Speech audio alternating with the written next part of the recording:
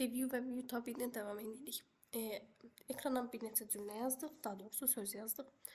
Review tabında birinci əvvəlcə qarşılıq qrammatik səhvlərin bərpası. Sözü seçirik, qrammatik səhv əmrini açırıq. Bizə deyir ki, bu sözlərin altına gələn qırmızı xətt əmri var, hansı ki Word-da öyrənmişdik. Bu dil uyuşmamazlığı kimi tanınır, qrammatik səhv olaraq qəbullanır. Belə bir sahə gəlir. Deyir, belə bir söz yoxdur.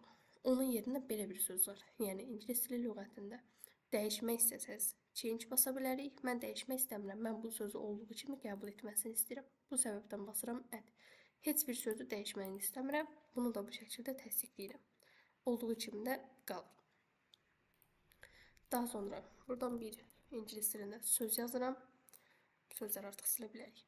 Sözü seçirəm. Buradan sinonim əmrini basıram. Bu əmr sizə sinonim gətirir.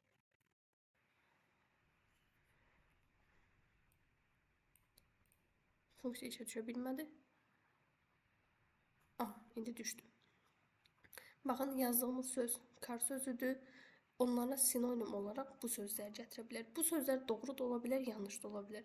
Yəni, belə deyək, random olaraq da gətirmiş ola bilər, tamamilə doğru da gətirmiş ola bilər. Hansı ki, yazdığımız söz kar sözü idi. Siz buradan seçib dəyişdirə bilərsiniz.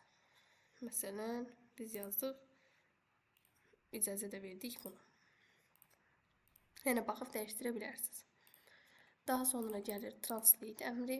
Translate əmri belə deyək, sözlərin tərcüməsi üçündür. Lakin siz bunu PowerPoint daxilində və ümumiyyətlə heç bir Office proqram daxilində istifadə etməli deyilsiniz. Niyə deyə sual versəz? Çünki Office proqramlarının sizdən icazəsi olmadan internetə giriş icazəsi yoxdur. Tərcümə isə internet vasitəsilə həyata keçirilir.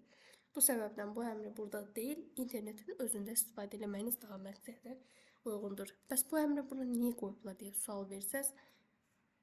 O qoyulubdur lisenziyalı versiyalar üçün. Yəni, lisenziyalı versiya necə olur deyə belə deyək, düşünsək. Lisenziyalı versiyalar şirkət tərəfindən izləndiyi üçün internetə, provayderlərə, bulut texnologiyalarına girişi açıq olur. Çünki şirkət bu hesabları izləyir. Yəni, bilir ki, hər hansısa bir problem etsə düzələ biləcək, hər hansısa bir xəta ilə qarşılarsa bərpa edilə biləcək. Bu səbəbdən bütün icazələri aktivləşdirir. Amma lisenziyalı versiyalarda şirkət həmin versiyaları izləmir. Yəni, onlara yenilənmələr, updatelər yollamır. Bu səbəbdən çox funksiyalar belə deyək, dəstəklənmir. Daha sonra dil dəyişilməsi üçün iki sahə gəlir.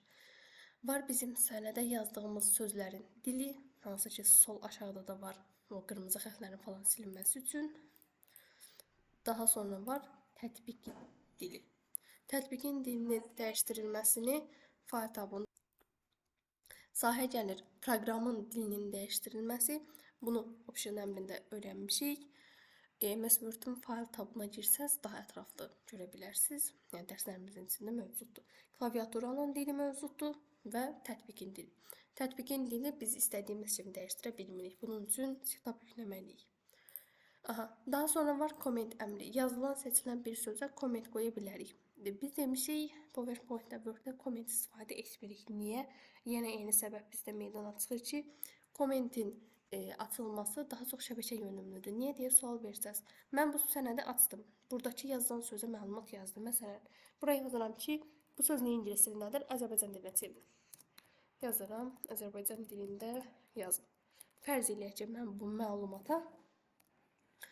məlumata irad bildirirəm. Dayandırdım. Mən şərtdə məlumatımı yazdım, iradımı bildirdim. Bu şərhin həmin şəxsdə və yaxud da sizlərdə görünməyi üçün mən bu sənədi sizə atmalıyam. Ola bilər ki, mənim şərhimə siz təsdiq vermisiniz, cavab vermisiniz və yaxud da inkar etmisiniz, hər nə etmisinizsə.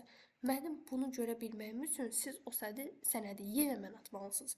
Mən yenə o sənədi açmalıyam. Niyə bunu əlavə ediblər deyə sual versəz, bunun əsas səbəbi şirkətlərin öz daxilində lokal əlaqəli komitələrdə istifadə edə bilməsi üçündür. Burada yazdığımız şərhin silinməsi əmri var. Əgər şərhlərin sayı çoxdursa, ən birinci şərhə və ən sonuncu şərhə getmək üçün sahəmiz var. Gördüyünüz belə deyək, kommentlərin ümumiyyətcə açıq olması butonlu. Bunu söndürdükdə kommentlər gizlənir, açdıqda görünür. Sağ tərəfdə gördüyünüz əmr sonradan əlavə olmuş əmrdir. Linked belə deyək. OneNote proqramından gələn məlumatın ekrana əlavə olunması butonudur. Buna ehtiyac yoxdur. Daha sonra gəlirik View tabına. Biz View tabına gəldikdə biraz rəngli səhifələrimizə gələk. Standart olaraq PowerPoint-in işləmə görünüş əmrləri qarşılayır sizi. Bu standart versiyası da bizim vərəq qarşılayır. Sol tərəfdə digər vərəqlərin sahələri. İkinci üsul. Mən bu üsulu ümumiyyətlə tövsiyə etmirəm. Sizə birinci vərəqi göstərir. Daha sonra belə deyim, vərəqin içindəki məlumatları. Baxın, 5-ci vərəqə gəlirik. Deyə bilərsiniz, niyə bura doludur, bunlar boşdur. Text box olduğu üçün görünür, amma digər heç bir məlumatımızda bizim yazı yoxdur da. Text box yoxdur, boşluqdadır. O səbəbdir. Bütün səhifələri mövcudluq olaraq görə bilirik. A4-də salınmış kimi görə bilirik. Yəni A4-də sanki çap olunurmuş kimi. Bu tab hansı halda istifadə olunur? Əgər sizdən təqdimatınızı çıxardıb verməsini istəyirlərsə, bu halda istifadə edə bilərsiniz. Slaytda kitab oxuyurmuş kimi baxmaq üçün istifadə olunan görünüş var. Elə ən yaxşısı normal PowerPoint anlayışına qalmasıdır. Digərlərdə yenə slaytın görünüş algoritmləridir. Baxın, bu əmr açıqda bütün qoyduğunuz slayt vərəqləri var. Onları izah edir. Məsələn, deyir, bunları əlavə etmək üçündür. Bu şəkildə yaza bilərsiniz. Bunlara çox da ehtiyac yoxdur.